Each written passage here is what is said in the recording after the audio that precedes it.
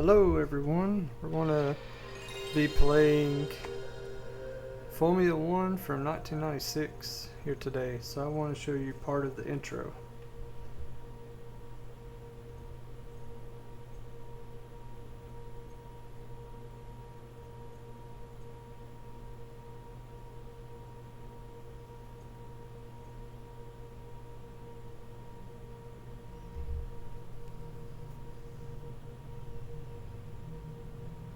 And we may turn off the sound when we start the music because YouTube doesn't like music, but we'll see. But this looks pretty awesome. It looks like we're entering some warehouse here with a car.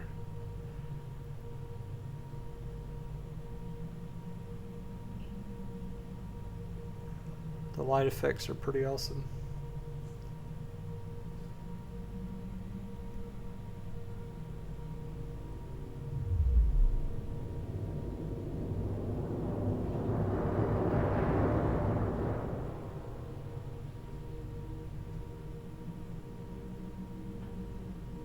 This is some kind of intro.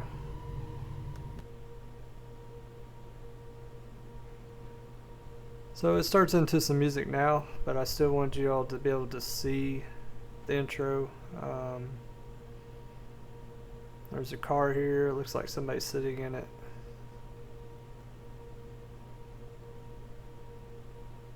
And there's a lot of good light effects here.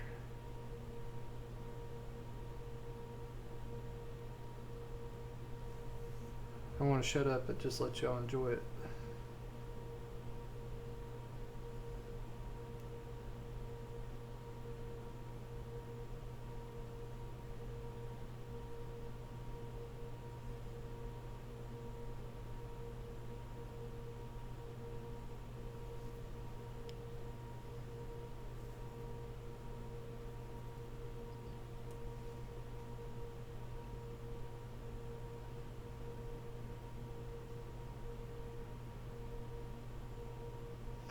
Formula 1. So I'm really pumped to play this game with y'all. We want to look at some of the menus here today so you can see what the game has. I haven't figured out how to turn off the music other than when you're racing, so you won't hear any sound here. I think now might be okay.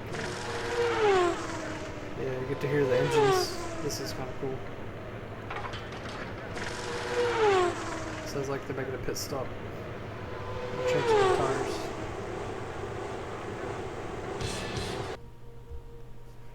And it goes back to music again.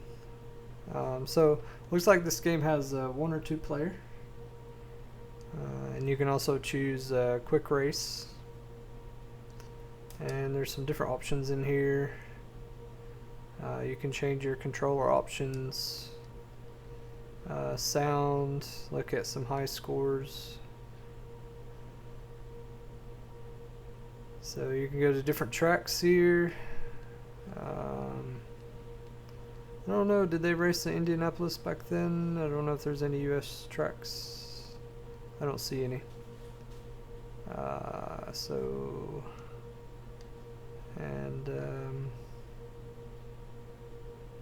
Yeah. So they got these few different modes. So say, let's see here. If we were to go up here to one player, you have an arcade or Grand Prix. Of course, we're going to select Grand Prix because we want something a little bit more realistic. And then you have single race, championship, or ladder.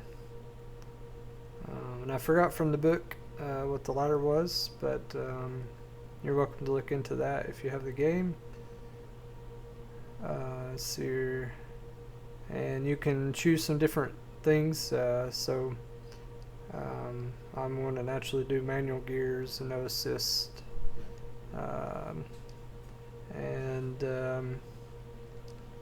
You can change some things with here with the race setup with the weather. You could do dry, wet, or variable. I'll probably do variable just so it keeps it interesting for us. I'll have tire wear and damage, of course. I don't know exactly what this boost is. I forgot already. But you can choose random order the 1995 season, which was the year before this game came out. And then you can go as small as 5% here, or as high as 100% for your length, it looks like. And we'll probably do something like 25 just to kind of keep things interesting for us. Let's look at a little bit more into the game here. You have skill level easy, medium, and hard. I'm not exactly sure where I fall yet, but I'll try to determine it for the next video. And you can select one-on-one, I guess, or full grid here, and how many rounds you want to do.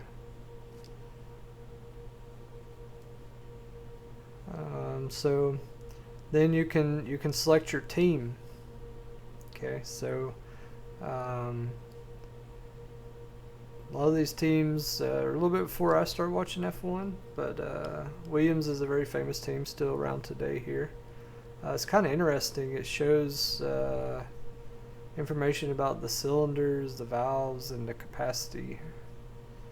And they give the engine and the constructors. And of course we have Ferrari, and we have McLaren, Mercedes here. And some of these I just don't remember, it's been so long now. Sauber. There's Tyrrell, Yamaha. So it looked like Ford actually was the engine for a few teams. Here's another Ford team. And I hear that Ford's coming back to Red Bull, or coming to Red Bull. So it's coming back to F1. So there's a lot of Ford teams here. And then you can select your driver once you select a team. Like everyone knows Michael Schumacher. At this point, I guess he had 51 or 56 starts, 10 wins, 6 poles. He's already won a championship by this point. Johnny Herbert, his teammate here. So let's back up. And I wanted to, I guess we need to go forward to, we'll just go with Michael for now. And I wanted to show you the tracks. So they have Interlagos, so they have the Brazilian Grand Prix. The 1994 winner is Schumacher. It's interesting that this game came out in '96, and some stuff it references is 1995 and some is 1994.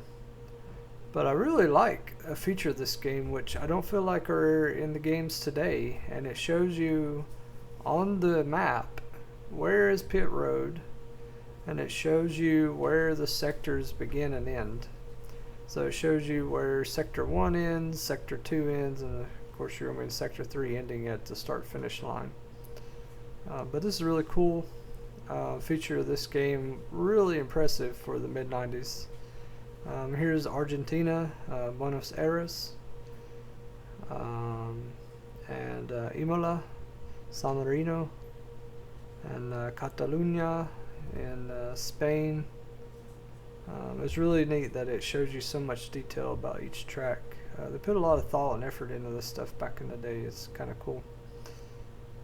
Here's Monte Carlo and Monaco, Montreal, Canada.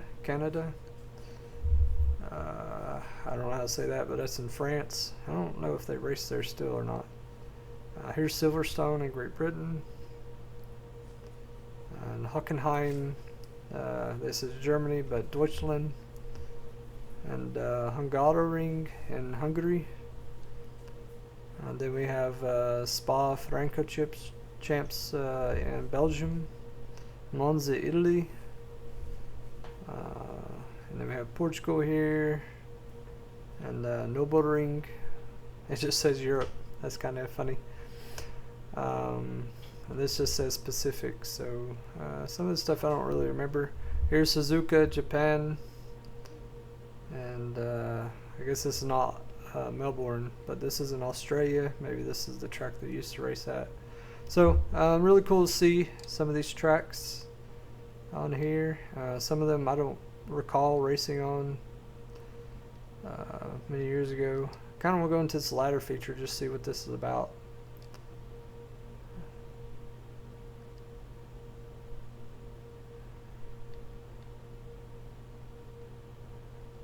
Oh, so you can only race. So I guess you go directly into the race. Oh, and it's for 12 rounds. So yeah, I don't know quite what it's there for, but you're welcome to dive into this game and see for yourself. We will be doing the championship mode, so that will be several races. So we'll get into that next time, and I hope to see you guys then. This has been Multipro. I'll see y'all later. Please subscribe if you haven't already.